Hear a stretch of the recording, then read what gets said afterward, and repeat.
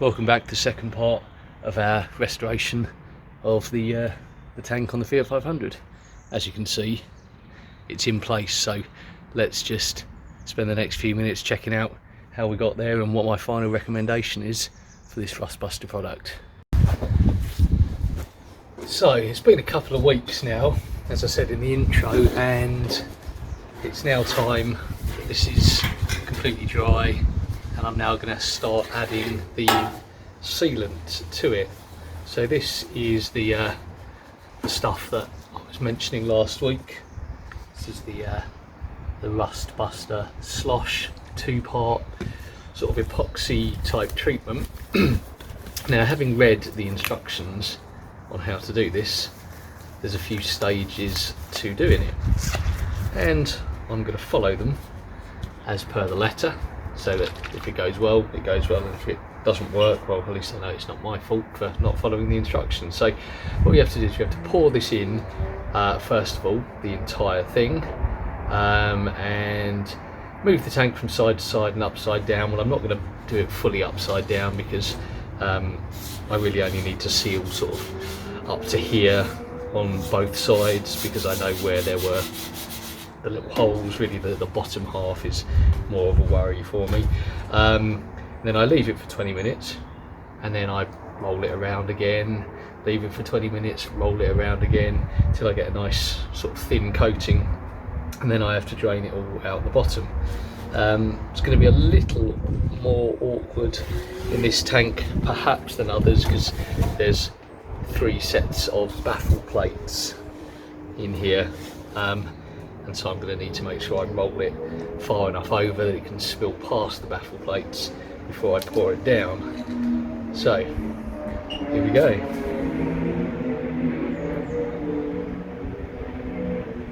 It's nice and see-through anyway, nice and clear.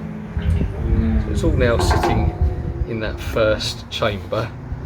So if I slosh it like this, get it past those baffles, and roll it around over there, and again past those baffles on that side, roll it over here. This should be hopefully doing the business.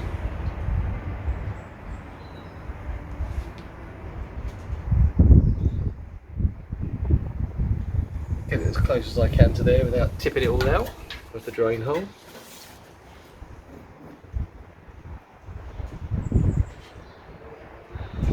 Now, if I was doing this in an enclosed space, I would 100% be wearing a mask for this, because this smells quite potent.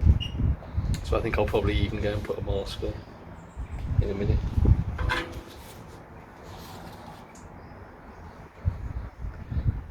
Just make sure that gets right into the corner down here, which is where our problem area is, one of our problem areas.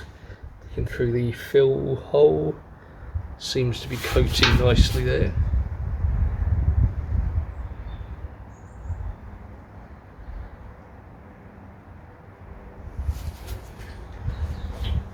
But yeah, certainly if smell was anything to go by, then it's definitely pretty decent.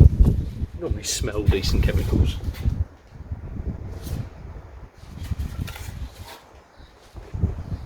Well, I can leave that now for 20 minutes, and then I'm going to come back and, as per the instructions, roll it all around again. Do that 2 more times before I drain it out the back. It says you're not supposed to leave it too thick, otherwise, or allow it to pool, otherwise I guess it just doesn't make a good seal. It takes too long to dry, and all of the stuff doesn't bubble out of it and dry up. So I'm not going to film doing the same process twice, because it will get quite boring, but we'll check back when it's done. I'll drain it out, and then we'll put the hardener, or what I assume is the hardener anyway, the part 2 into there, and see how we fare. Okay, so here we are an hour later. Do excuse the Darth Vader vocals, I'm still wearing my respirator because this stuff is gassing off quite nicely down here. So the first step is complete. It's all been rolled around in there. As you can see, some of it seems to have come out on the outside. I'll give that a little wipe off.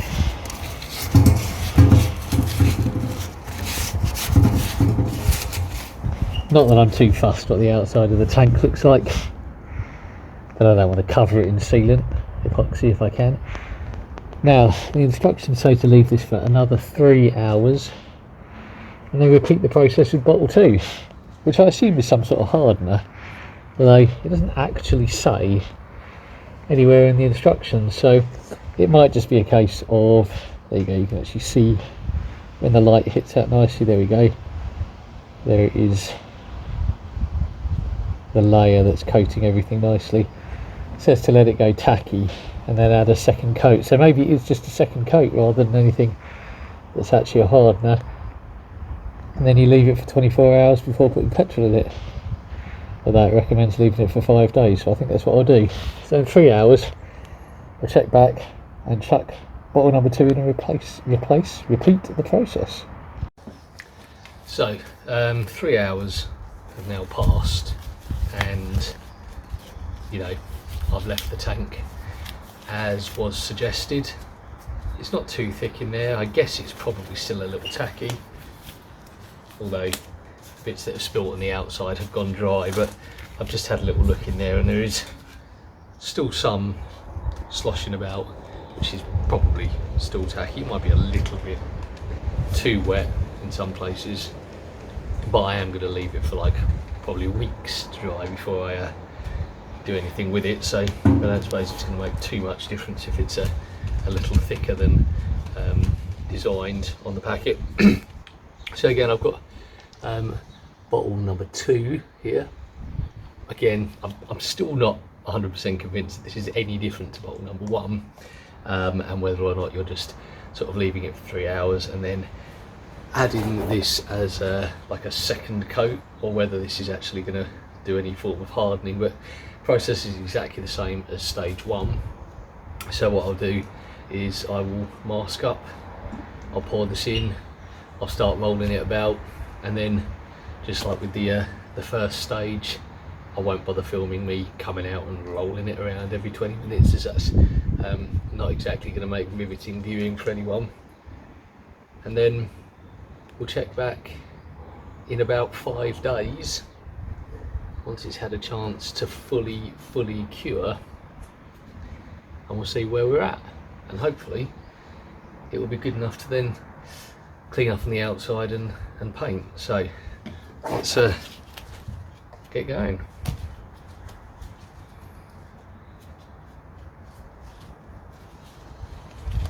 As you can see, I'm a professional putting my mask on. Really have messed that one right up.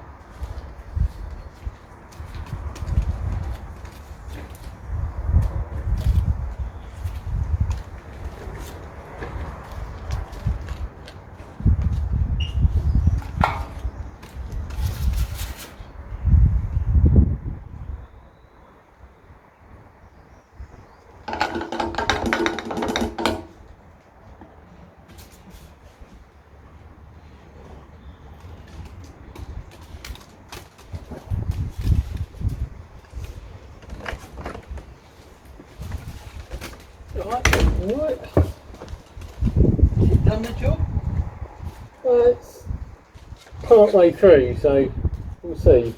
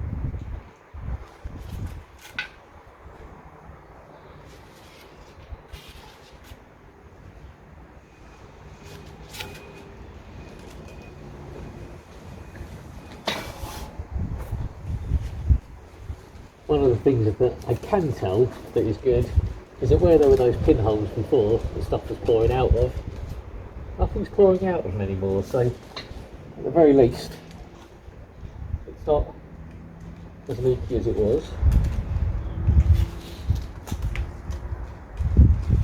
Whether that's anything to do with what's on the inside or just the epoxy on the outside, I've yet to tell.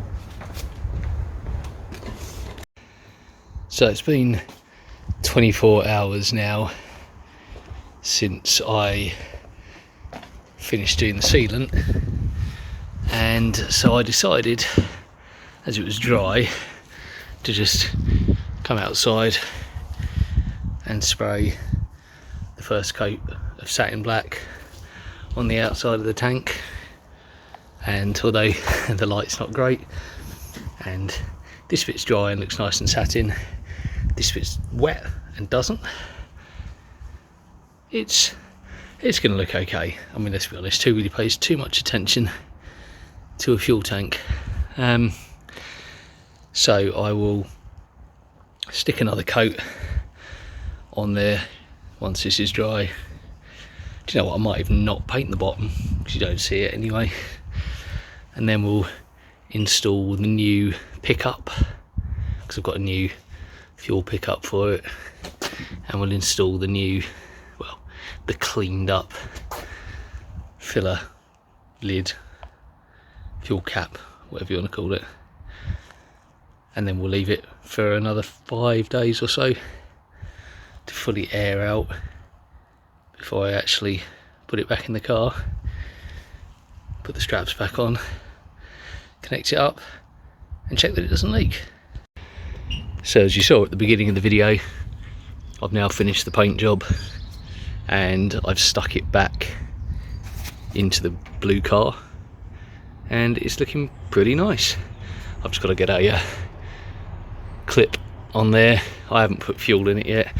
In fact, I'm still going to leave it to gas off a little bit more by just taking that off. It still smells a little bit solventy, but fundamentally it looks good. Now, I haven't put any fuel in it at the moment, but I would 100% recommend that company, rustbuster.co.uk. I'll try and remember to chuck a link down into the description. So we should be good to go and start taking this one out for a little drive. Unfortunately, I'm going to have to do a little bit more work on my spaghetti junction wiring at the back there, because I thought, oh, I've got a really clever idea. I'll make sure that the interior light, the dashboard light, works properly by just wiring it directly into the little telltale light that tells me when these are on. Of course, as soon as I did that, none of the lights work and I can't find any blown fuses, but 12 volts is definitely not getting to the lighting circuit. So we've got a short somewhere and I've absolutely no idea how I got it, because other than pulling a bulb today, didn't actually change anything. So we'll save that for another day. Thanks for watching. Chuck us a like, chuck us a subscribe, and see you next time.